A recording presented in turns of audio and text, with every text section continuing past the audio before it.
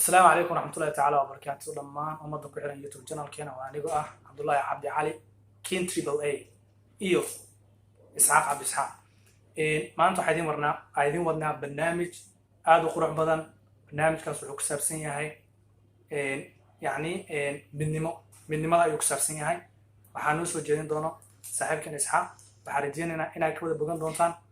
si fiican aad noola socon doontaan Abdullaahi Gaarsi Isxaaq soo dhow صعب وشاكات وحلمت بان طبعا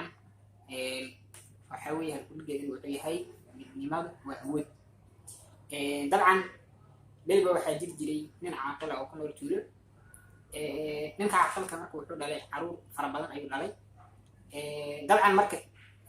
qofka markii caaqil uu yahay caruurtiisu wuxuu tusiyaa tusaale ay wax ku qaataan markana dabcan qof in wax af loo sheego tusaale in lagu tusiyo waxaa wanaagsan tusaale in lagu tusiyo marka oday maalmaha kamid wuxuu damcay caruurtiis macnaha midnimada faa'iidada ay leedahay inuu tusiyo caruurtii uu soo wacay mid walba wuxuu yiri waxaad ka macnaha waxa weeye caruurtii wuxuu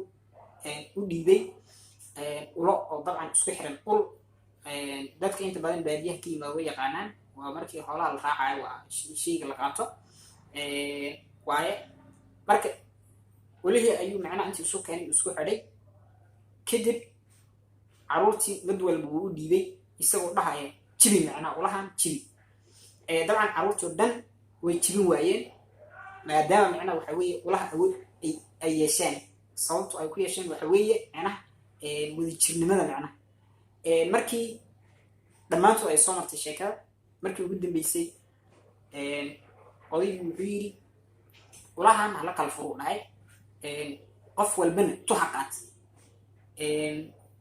qof mid walbana ha jibiyaa la marka wali intii la kala bixiyay dabcan arrintii markii sidii la sameeyay qof walba ushiis si macnaha simple ah ama si fudud ayuu ku jiri macnaha ku jiri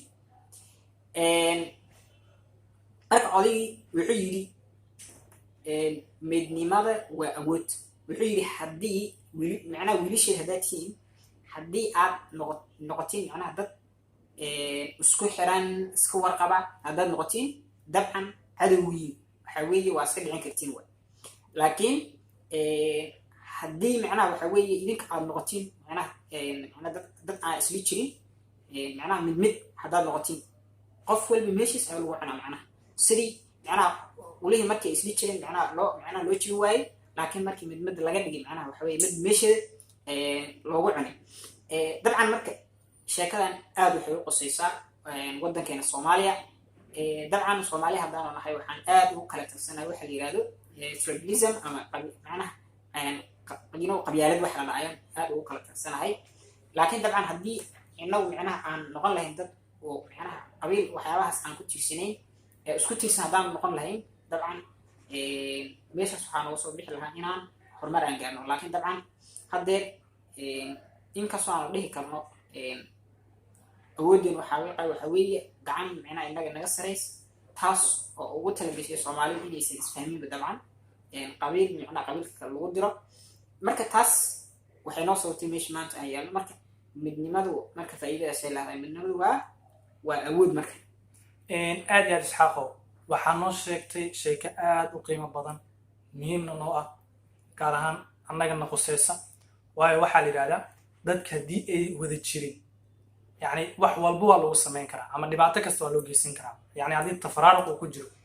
haddii mid ay yihiinna dadkaasi dad isku duuban ay yihiin dad isku xiran ay yihiin wax badan way qabsan karaan Englishkana wuxuu yiraahdaa strength is yani unit is a strength unit is a strength marka in dadka dhan ay midoobaan ama la is haysto yani hal meel la wada joogo la is jeclaado la is xariiriyo muhiim ay noo tahay annagana waxaan rajaynaynaa dalkeena in si horumar soo ku gaarabo يعني أنسكن ما عندنا دولانا جارسيو ميدو شيء خالية حرجينا يوتيوب channel كان إنا ساري دونت دولانا جارسيو سبسكرايب نو ساري دونتي دولانا في قاعدة ونصيو وحين كل جينا ما أنت يوتيوب كنا وعصب ياي tomorrow وحلاقي عبا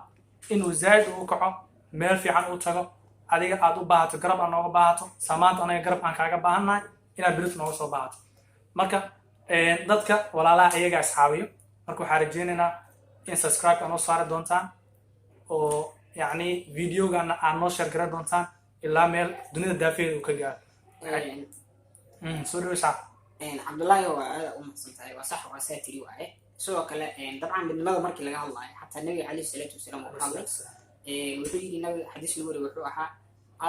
almuslimu yashidu bacdu calaa bacdi macnaha muslimka macnaha muslim kale ayuu ku tiirsan yahay macnaha sidoo kale xadiis kale nabigu wuxuu ku yidhi macnaha dadka mu'miniinta waxay isku yihiin sida hal jir oo kale marka dabcan waxaan ognahay jirka markii laga hadlaayo haddii macnaha ay fart jirka ugu yar haddaad macnaha waxa weeye xanuun aad ka dareemaysid dabcan habeenkaas ma seexanaysid waa wax caadi ah waa wax qof waxa weeye waa tahaysaa waxa weeye far waxa ku jirta marka midnimadu faa'iidaysa leedahay sidoo kale waa mahmaa ingiriis oo noo sheegay sidoo kale mahmaa kale waxaa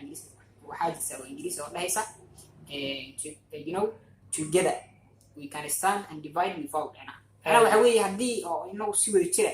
aan waxa weeye aan isu garab istaagno oo aan isu caawino waxa weeye aan isu kaalmayno waxa weeye waxaan gaaraynaa horumar ayaan gaaraynaa laakiin haddii macnaha waxa weeye waxa weeye ani igu soo taagantiin ani ay kugu taago farfar ku taagan farfar ku taagan wax horumar lagu gaarayo marka midowga waa shay qaali ah saas alle waxa weeye almuhim